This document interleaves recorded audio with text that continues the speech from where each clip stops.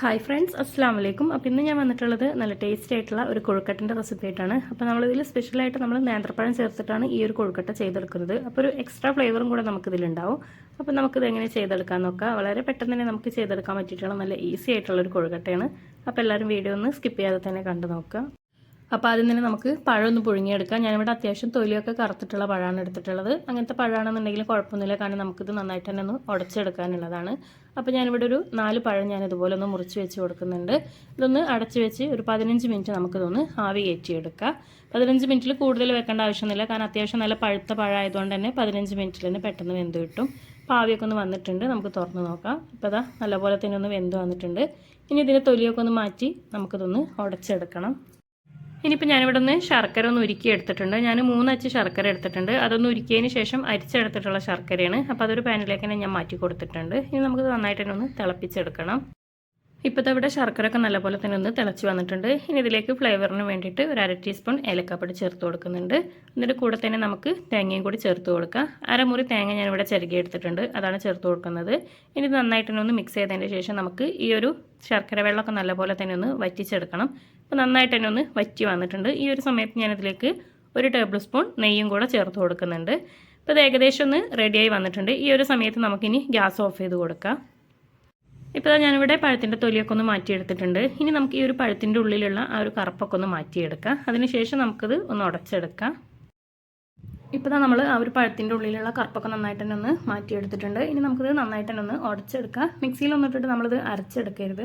ഇപ്പോൾ ഇതാ ഫുള്ളായിട്ട് തന്നെ ഒന്ന് ഉടച്ചെടുത്തിട്ടുണ്ട്. ഇനി ഇതിലേക്ക് ഞാൻ 250 ml കപ്പിൽ 1 കപ്പ് അരിപ്പൊടി ചേർത്ത് കൊടുക്കുന്നുണ്ട്. വറുത്തതോ വറുക്കാത്തതോ ഏതായാലും കുഴപ്പമില്ല. അപ്പോൾ അത് ചേർത്ത് കൊടുക്കുന്നുണ്ട്. ഇനി ഒരു 1/2 ഗ്ലാസ് തിളച്ച വെള്ളം കൂടെ ഇതിലേക്ക് ചേർത്ത് കൊടുക്കുന്നുണ്ട്. എന്നിട്ട് നമുക്കിത് നന്നായിട്ടൊന്ന് മിക്സ് ചെയ്തിട്ട് ഒരു 1/2 മണിക്കൂർ നമുക്കിതൊന്ന് മൂടി വെച്ച് കൊടുക്കാം.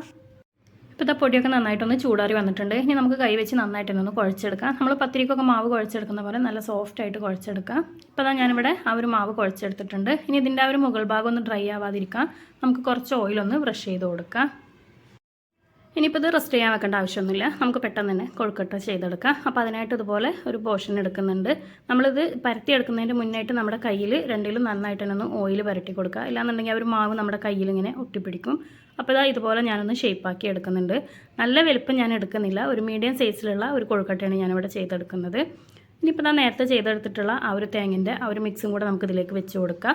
ഇതുപോലെ ചെയ്തെടുക്കുമ്പോൾ നമുക്ക് നല്ല കറക്റ്റിൽ തന്നെ നമുക്ക് മുറിച്ചെടുക്കുമ്പോൾ ആ ഒരു തേങ്ങ ഒക്കെ എല്ലാ ഭാഗത്തും ഒരേ ലെവലിൽ ഉണ്ടാവും. അപ്പോൾ ഇതേപോലെ ചെയ്തെടുത്തിട്ട് നല്ലപോലെ തന്നെ ഒന്ന് ഷേപ്പ് ചെയ്തെടുക്കുന്നുണ്ട്. അപ്പോൾ ഇതാ ഞാനിവിടെ ഇത് ചെയ്തെടുത്തിട്ടുണ്ട്. ഇതുപോലെ നമുക്ക് ബാക്കിയുള്ളതും കൂടെ ചെയ്തെടുക്കാം. അതുപോലെ തന്നെ ഞാനൊരു മീഡിയം സൈസിലുള്ള കൊഴുക്കട്ടയാണ് ചെയ്തെടുത്തിട്ടുള്ളത്. ഈ ഒരു അളവിൽ എനിക്ക് ഒരു 11 കൊഴുക്കട്ട ചെയ്തെടുക്കാൻ പറ്റിയിട്ടുണ്ട്.